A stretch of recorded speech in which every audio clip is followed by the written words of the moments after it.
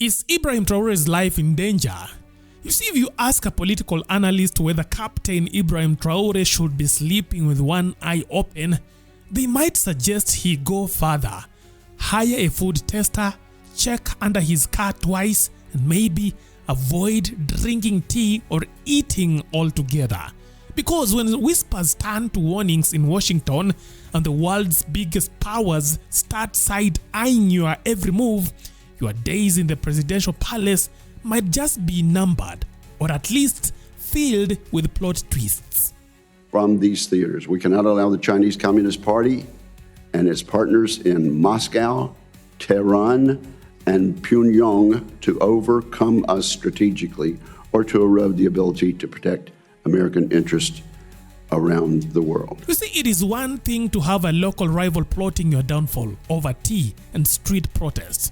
However, it is a whole different ballgame when your name shows up in a US Senate hearing alongside phrases like military posturing, resources control, and junta regime. That is when the popcorn comes out and the security detail doubles. Does it ever redound to the benefit of the citizens there in Africa? Recently, the name Ibrahim Traore echoed through the hallowed chambers of the US Senate, not in praise, not in passing, but as a red flag raised by General Langley, the head of US Africa Command, during a hearing chaired by Senator Roger Wicker. The discussion veered from Europe to Africa, specifically how Russia and China are apparently outmaneuvering Uncle Sam in strategic regions. The Chinese Communist Party views its competition against the United States as a global project. To China, the continents of Europe, Asia, South America, and Africa are all critical in Xi Jinping's unprecedented global military expansion. In particular, Beijing has been active on the African continent. In Djibouti, China's naval base has grown substantially. It's now capable of hosting China's most advanced naval vessels and serving as an intelligence collection outpost against American and allied forces in the entire region. Chairman, we've always had the lead. So what you're seeing in those two competitors or challengers, they're following in our wake. They see what works as far as our influence and deepening partnerships through those soft powers, whether it be health diplomacy or whether it be in development type programs. So they're following in our wake, trying to replicate what we do best. And I think the African countries know this, and so this is where, as we start to look at going forward, as State Department starts to reset these programs, looking at what worked and what didn't work, and doubling down on what does work. I think we have enough capital built up in these countries for them to ensure their stabilization and also prosperity. General Langley threw Traore under the military-industrial bus, accusing him of using Burkina Faso's gold to prop up a junta regime, one allegedly starved of transparency and popular benefit. Africa is a mineral-rich, resource-rich continent. Is that correct? Yes, Chairman. Okay, and you can leave the microphone on.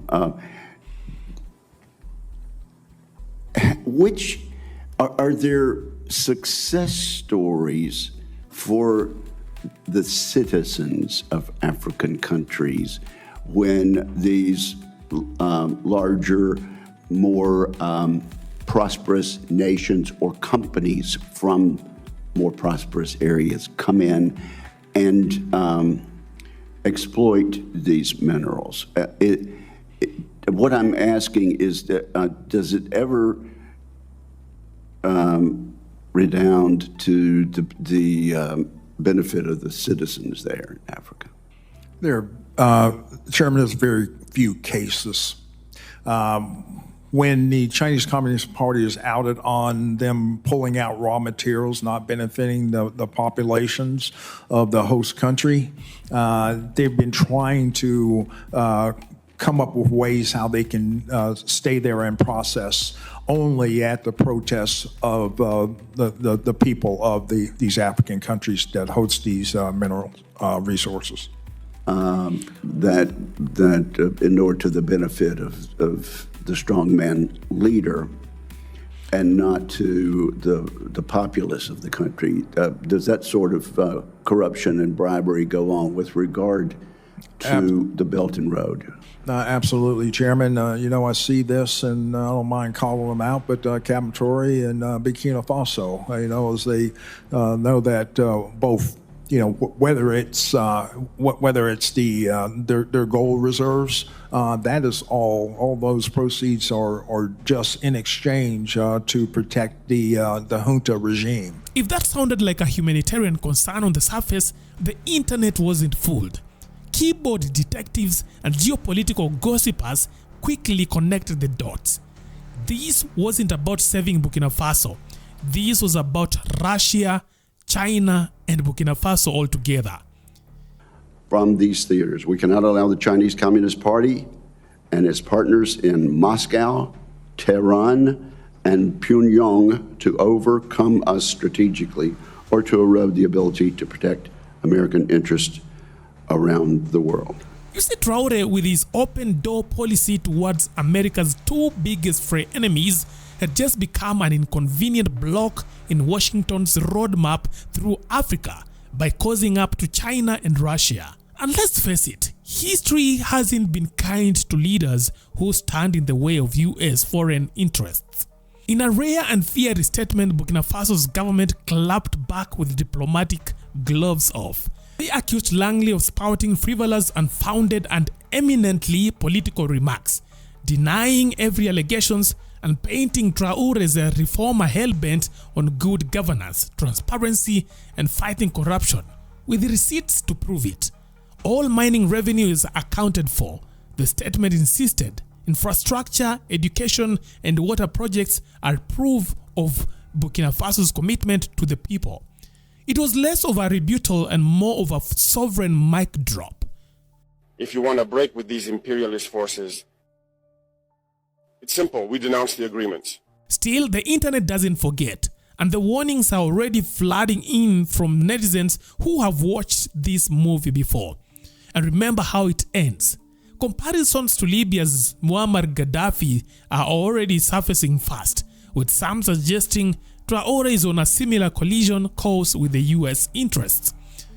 China is also actively pursuing a naval base in Africa's western coast, the Atlantic coast, which would provide an enduring foothold along the Atlantic Ocean.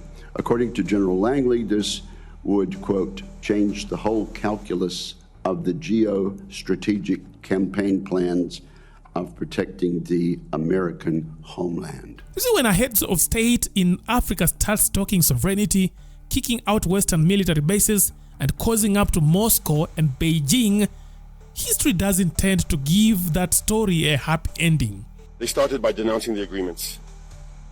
Otherwise, if we don't denounce the agreements, just saying that the bases leave, we haven't done anything. Because the problem lies in the colonial agreements, the defenses that have been signed since independence. Just moments later, after this statement started trending online, the streets of France also lit up with protests. According to undated videos, you could see the Burkinabe citizens waving their placards and shaking up the narrative around Captain Ibrahim Traore's junta rule back home in Burkina Faso. Qui ne savent même pas où se trouve la capitale du Burkina Faso, à savoir Ouagadougou. Donc c'est des gens qui vivent dans des villages, qui ne connaissent rien de la vie politique. Les djihadistes viennent, ils s'occupent des villages, ils les obligent à s'habiller en burqa. On vous dit, vous vous habillez en burqa, sinon je reviens dans une semaine, je vais vous abattre tous. Les gens, ils s'habillent en burqa, ils n'ont pas envie de mourir, on les oblige à le faire. Après, lorsque les VDP viennent, ou les forces de défense de Burkina Faso viennent, ils le disent, ah. To the casual observer, this looks like democracy in action. Citizens speaking up, expressing dissent, doing what free people do. And apparently, the Burkinabe people have decided to demonstrate against Ibrahim Traore. But dig a little deeper and the plot thickens. The keyboard oracles of social media are already drawing ominous parallels to the fall of Muammar Gaddafi. Back then, they remind us, it started with the scattered rallies, then came the slogans, and eventually, tragically, the Libyan strongman was toppled and torn apart by the very people he once ruled. Now, with anti-Traore's chants echoing through the streets of Paris, critics are warning that we might just be watching history load itself for a rerun. Yet, despite these threats, Traore remains defiant, standing firm against any individual or nation that signals hostility towards Burkina Faso, be it France, the United States, or internal. J'inviterai les gens donc à la vigilance, parce qu'aujourd'hui, plus que jamais, les apatrides, les ennemis de la nation sont très actifs, et vous pourrez le constater. Du côté de la lagune, ils sont réunis depuis plusieurs jours. Leur objectif, c'est de faire vivre au Burkina Faso les événements de 87. Et je tiens à le dire, nous serons impitoyables. Ils peuvent continuer à rêver, mais le Burkina va poursuivre.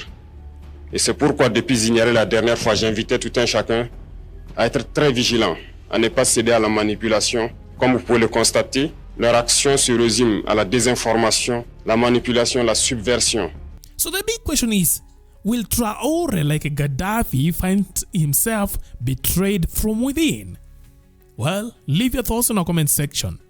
That is it for now. Thanks for watching. Let's meet next time. Bye-bye.